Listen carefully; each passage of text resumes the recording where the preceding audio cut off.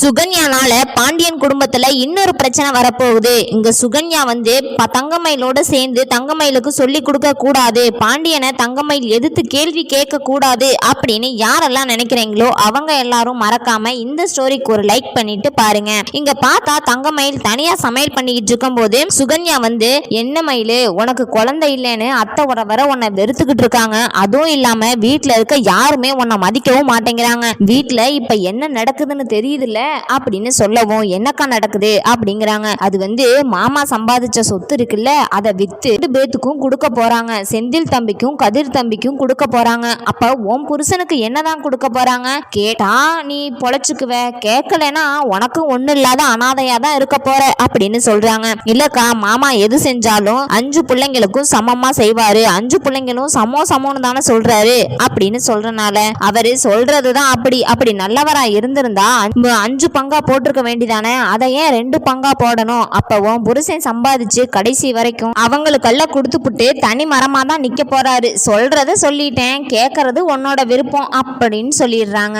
அதுக்கப்புறமா இங்க சுகன்யா அப்பா எப்படியோ பிரச்சனை வந்தா போதும் அப்படின்னு வெளியே போனதுக்கு அப்புறமா தங்கமயில் எப்படா சரவணன் வருவாரு, அவர் காதல இதை சொல்லலாம் அப்படின்னு வெயிட் பண்ணிக்கிட்டே இருக்காங்க. ஆனா சரவணன் தங்கமயில் சொன்ன பொய்யால தங்கமயில் கிட்ட பேசுறதே இல்ல. அதனால தங்கமயில் அழுது புலம்பி சரவணன்கிட்ட பேச்சு வாக்கல, ஏமாமா நீங்க இப்படியே இருக மாமா, ஆனா அவங்க என்னடானா சொத்தை வித்து அவங்க 2 பேருக்குள்ள கொடுக்கறதா பேசிக்கிட்டு இருக்கிறாங்க, நம்மளுக்குன்னு சொத்து வேண்டாமா மாமா அப்படின்னு சொல்லவும், இப்ப எதுக்கு சொத்து, நீ அப்படியே புள்ள குட்டை எல்லாம் பெத்து போட்டிருக்கிற, அதுக்கு சொத்து சேர்க்கறதுக்கு அலையறியா அப்படின்னு சொல்லவும், அதுக்குள்ள மாமா எதா இருந்தாலும் நம்மளுக்கு குழந்தையே பிறக்காதா என்ன, நம்ம 2 பேருக்கும் என்னைக்கா இருந்தாலும் குழந்தை பிறக்கும், அதுக்காக இவங்க சொல்றதுக்கெல்லாம் நம்ம தலையாட்டிக்கிட்டு இருந்தோம்னா இருக்கிற சொத்து எல்லாத்தையுமே செந்தில் தம்பிக்கும் கதிர் தம்பிக்கும் கொடுத்துட்டு போயிருவாங்க, நீங்க கேளுங்க மாமா அப்படின்னு சொல்லவும், என்ன மயிலு பேசுறதெல்லாம் பேசி முடிச்சுட்டியா, எங்க அப்பாவுக்கு தெரியும் எந்த நேரத்துல யாருக்கு என்ன பண்ணணும் அப்படிங்கிறது, நாளைக்கே நம்மளுக்கே பணம் தேவைப்பட்டாலும் எங்க அப்பா அந்த கடையையும் சரி இந்த வீட்டையும் விற்க தயங்க மாட்டாரு,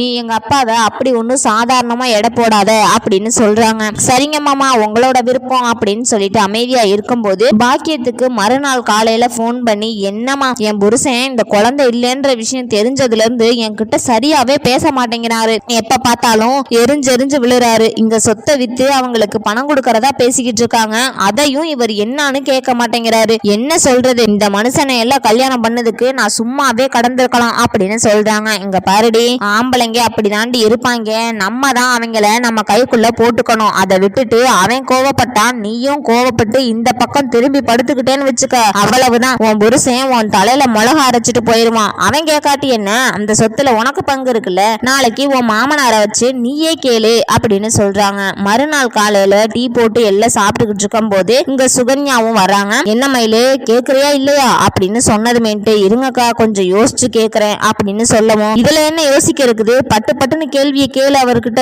அவரு எல்லாத்துக்கும் சரியா பதில் சொல்லுவாரு அப்படின்னு சொல்லிட்டு இங்க பாண்டியனையும் பாக்குறாங்க தங்கமயிலு. மாமா நான் ஒண்ணு கேட்பேன் கோச்சுக்காதீங்க மாமா அப்படின்னு சொன்னதும், என்ன மயிலு தயங்காம கேளு அப்படின்னு சொன்னதுமேட்டு சரவணன் தங்கமயில பார்த்து முறைக்கிறாங்க. ஐயோ மாமா திட்டுவாங்க, நான் கேட்கல மாமா அப்படின்னு சொல்றாங்க. இல்ல மயிலு மனசுல பட்டதை சொல்லு அப்படின்னு சொன்னதுமேட்டு, இல்ல மாமா என் புருஷன் முன்னாடி தனியா வேலைக்கு போனாரு, உங்ககிட்ட பணத்தை கொடுத்தாரு, நீங்களும் என்ன பண்ணுனீங்கன்னு நாங்க ஒரு வார்த்தை கூட கேட்கல, ஆனா இப்போதுக்கு 5 பேத்துக்கும் சொந்தமான நிலத்தை கொண்டு போய் வித்தீங்கன்னா அதுல 2 பேருக்கு மட்டும்தான் பங்கா, அப்ப நாங்கெல்லாம் என்ன மாமா பண்ணுவோம், அரசி குழலி அக்கா சரவணன் மாமா இவங்களுக்கும் அதுல பங்கு இருக்குல்ல, 5 பிள்ளைங்களை பெத்தா ஒரே மாதிரி தான் சமமா நடத்துவேன்னு நீங்க சொல்லுவீங்க, ஆனா அவங்களுக்கு மட்டும் நீங்க 10 லட்சம் கொடுத்தா நாங்கெல்லாம் என்ன மாமா பண்ணுவோம் அப்படின்னு சொல்றாங்க. ஒண்ணு பணத்தை 5ஆ போடுறாப்ப இருந்தா அந்த நிலத்தை வித்துருங்க, இல்ல 5ஆ போடல அப்படின்னா அந்த நிலத்தை விற்க கூடாது மாமா அப்படின்னு சொல்றாங்க. அப்ப உடனே இங்க கோமதி இருந்துகிட்டு, என்னடி என்ன நினைச்சுதான் பேசிக்கிட்டு இருக்கிறியா, உனக்கு என்ன தெரியும் அந்த நிலத்தை பத்தி, அதை விற்க கூடாதுன்னு சொல்றதுக்கு உனக்கு என்ன உரிமை இருக்குது அப்படின்னு சொல்லவும், இங்க பாருங்க எனக்கு எல்லா உரிமையும் இருக்கு, உங்க பிள்ளைய கல்யாணம் பண்ணிருக்கேன்ல, இந்த சொத்தை விற்கிறதுக்கும் வாங்கறதுக்கும் என்கிட்ட ஒரு வார்த்தை கேட்கணும், நானும் கையெழுத்து போட்டா மட்டும்தான் அந்த சொத்தை விற்க முடியும், அதை விட்டுட்டு உங்க இஷ்டத்துக்கு அந்த சொத்தை விற்கணும் அப்படின்னு நினைச்சுக்கிட்டு இருந்தீங்கன்னா விற்கிறதுக்கு நான் விட மாட்டேன், அதுல எங்களுக்கும் பங்கு கொடுத்தா மட்டும்தான் விற்க நான் விடுவேன் அப்படின்னு சொல்றாங்க. அப்ப உடனே செந்திலுக்கு கோவம் அப்பா தயவு செஞ்சு எனக்கு அந்த சொத்துல வேண்டாம்ப்பா, மீனாவே அந்த கடனை கட்டிக்குவா அப்படின்னு சொல்றாங்க. உடனே சரவணன் இருந்துகிட்டு, மயிலே வாய் ரொம்ப ஓவரா பேசிக்கிட்டு இருக்க, உன்ட்ட நான் என்ன சொன்னேன், இந்த சொத்து பத்திலாம் ஒரு வார்த்தை கேட்க கூடாது. சொத்து சம்பாதிச்சவருக்கு தெரியும் அதை எப்படி எந்த நேரத்துல செலவு பண்ணணும்னு. உனக்கு என்ன தெரியும், உன் வேலை என்னமோ அதை மட்டும் பார்த்துட்டு போ அப்படின்னு சொல்றனால இங்க பாருங்க, எப்ப பார்த்தாலும் ஏன் வாயை அடக்கிறதுலே இருக்காதீங்க. வீட்டுல எல்லாமே தர்மமா நடந்துச்சுன்னா நம்ம வாயை மூடிக்கிட்டு இருக்கலாம். உங்க வீட்டுல தானே அவங்க 2 பேத்துக்கும் நல்லது செய்யறாங்க, நம்மளுக்கு கெட்டதுல செஞ்சுக்கிட்டு இருக்கிறாங்க அப்படின்னு சொல்லவும் அப்ப உடனே சரவணன் இருந்துகிட்டு, இங்க பாரு மயிலு, என் வாயை கிண்டுனேன்னு வச்சுக்க, உன்னை பத்தி எல்லாத்தையும் தூக்கி உடச்செறிஞ்சிருவேன் சொல்லிட்டேன். இனிமே எங்க அப்பாவை எதிர்த்து கேள்வி கேட்கிற வேலையை வச்சுக்காத, உள்ள போடி முதல்ல அப்படின்னு சொல்றாங்க. அப்ப உடனே இங்க தங்கமயிலே கேட்காம, இல்ல மாமா நான் அப்படிதான் கேட்பேன், இவரு என்னை அடக்கிறதுலே இருக்காரு, எங்களுக்கு சொத்து வேணும் அப்படின்னு சொல்லி தெளிவா கேக்குறாங்க. உடனே சரவணனுக்கு கோவப்பட்டு தங்கமயில் பக்கத்துல வந்து, ஏண்டி எங்க அப்பா கஷ்டப்பட்டு சம்பாதிச்சு அவர் உழைப்புல வச்சிருக்காரு, அதை நீ நோகாம கேக்குறியா? ஒழுங்கா நீயா போய் சம்பாதிச்சு நம்ம 2 பேரும் சொத்து சேர்க்கிற வழிய பார்க்கணும். அதை விட்டுட்டு ஓசியில தானே வருது, நம்ம ஏசி போட்டுக்கலாம்னு சொல்லிட்டு அந்த சொத்து மேல பங்கு கேட்கிற வேலையெல்லாம் வச்சுக்காத அப்படின்னு சொல்றாங்க. நீங்க என்ன மாமா இப்படி எல்லாம் பேசிக்கிட்டு இருக்கிறீங்க? நான் அப்படிதான் எங்க சொத்துல பங்கு கேட்டேன் ஆவேன், உங்களுக்கு விருப்பம்னா அமைதியா கேட்டுக்கிட்டு இருங்க, இல்லையா வாயை மூடிக்கிட்டு போங்க, சொத்து எனக்கும் உரிமை கிடக்குது அப்படின்னு சொல்லவுமேனு இதை கோவப்பட்ட நம்ம சரவணன் தங்கமயில பலார்னு பக்கத்துல போய் அடிக்கிறாரு. உடனே பாண்டியன் கோமதி எல்லாருமே தடுக்கிறாங்க. டேய் கொஞ்சம் அமைதியா இருங்கடா,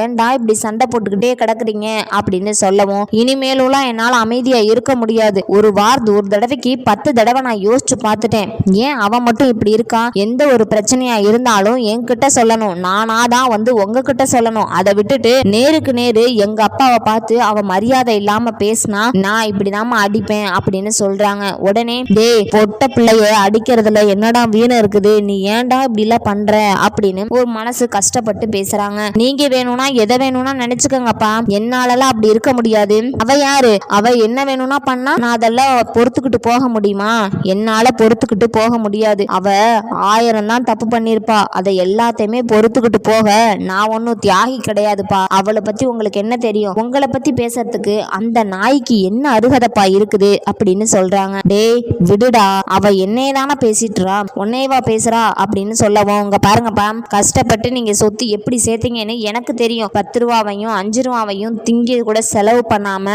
ரொம்பவே கஷ்டப்பட்டு எங்களை படிக்க வச்சு மிச்ச வீதி இருக்க பணத்துல சொத்து சேர்த்து வச்சீங்க, அந்த சொத்தை பத்தி எங்களுக்கு தெரியும், இவ யாருப்பா இடையில வந்தவ சொத்தை பத்தி கேக்குறா, உங்களை கேள்வி கேட்கறது இவளுக்கு என்ன உரிமை இருக்குதுன்னு நான் கேக்குறேன், இனிமே இவ இந்த மாதிரிலாம் பேசினா எனக்கு அப்புறம் கோவம் வருமா வராதா, இவளுக்கு அவளோட உரிமையவே கொடுக்க கூடாது, அதனாலதான் அவ ரொம்பவே தெனாவட்டா பேசிக்கிட்டு இருக்கா, இதுக்கப்புறம் எங்க அப்பாவை எகுத்து நீ ஒரு வார்த்தை கேள்வி கேட்டனா மரியாதையா இப்பயே வீட்டை விட்டு வெளியே போயிரு அப்படின்னு சரவணன் சொல்றாங்க. அப்பா உடனே சுகன்யா இருந்துகிட்டு மூக்க நுழைக்கிறாங்க. இது என்னடா கொடுமையா இருக்குது, இங்க பாருப்பா சரவண தம்பி, எனக்கு தெரிஞ்சத நான் சொல்றேன், உங்க அப்பாரு நல்லவர் தான், நான் நல்லவர் இல்லைன்னு சொல்ல கிடையாது, ஆனா சொத்தை வித்தா 5 பிள்ளைங்களை பெத்தா 5 பிள்ளைங்களுக்கும் தான் சமமா கொடுக்கணும், அதை விட்டுட்டு 2 பிள்ளைங்களுக்கு மட்டும் கொடுத்தா மீதி இருக்க 3 பிள்ளைங்க என்ன பண்ணும், சரி அரசிக்கு கல்யாணம் ஆகலப்பா, சொத்தை 4 போடுங்க, 4 போட்டு சரவணனுக்கும் குழலிக்கும் வேணுமா இல்லையா அப்படின்னு சொல்லி கேக்குறாங்க. அப்ப உடனே கோமதி,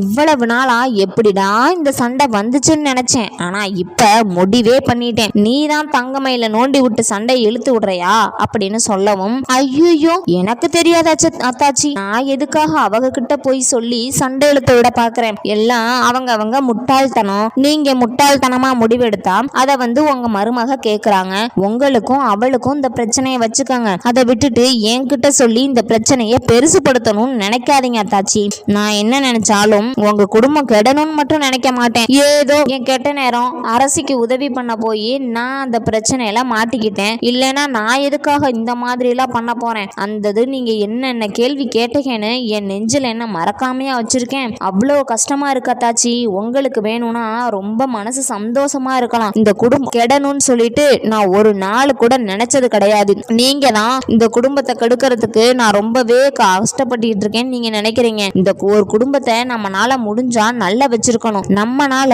அந்த குடும்பத்துல எந்த ஒரு சண்டையும் வரக்கூடாது அப்படின்னு நினைக்கிறவ நானு, அப்படி இருக்கும்போது நீங்க அந்த குடும்பத்தை பத்தி என்கிட்டயே தப்பா சொன்னா எனக்கு கோபம் தானே வரும், இங்க பாருங்க தாச்சி, இப்ப தங்கமயில் கேட்கறதுல என்ன தப்பு இருக்குது அப்படின்னு சொல்லவும் கோமதி கோவப்பட்டு, அட இங்க பாருடி, எனக்கு தெரியும், என் புருஷனுக்கு தெரியும், என் பிள்ளைங்களுக்கு என்ன பண்ணணும், எந்த நேரத்துல சரியானதை பண்ணி நாங்க கை கொடுத்து தூக்கி விடணும்னு. அதை விட்டுட்டு உங்ககிட்ட எல்லாம் அட்வைஸ் கேட்டு அதையெல்லாம் சரி செய்யணுன்ற அக்கறை எங்களுக்கு ஒன்றும் கிடையாது, சரியா?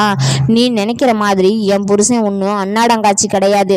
அவர் ரத்தம் சிந்தி வேர்வை சிந்தி உழைச்சதை இன்னைக்கு அடிச்சுக்கிட்டு நாளைக்கு சொத்துக்கு உடியாடுறீங்கள பாருங்க. இந்த மாதிரி இருக்கணும். அப்பா அம்மா நாளைக்கு நல்லவங்களா இருப்பாங்க, கெட்டவங்களா இருப்பாங்க. நாள் கடைசி காலத்துல அவங்களுக்கு கஞ்சி ஊத்துறதுக்கு வேணுமா வேணாமா? இப்ப சொத்துக்கு அடிச்சுக்கிற மாதிரி நாளைக்கு எங்கள் அப்பாவை நான் தான் பார்த்துக்குவேன், எங்கள் அம்மாவை நான் தான் பார்த்துக்குவேன்னு எவனாச்சும் முன்னாடி வருவானோ? அது மாதிரி யாருமே நம்பக்கூடாது நம்ம வாழ்க்கையில்.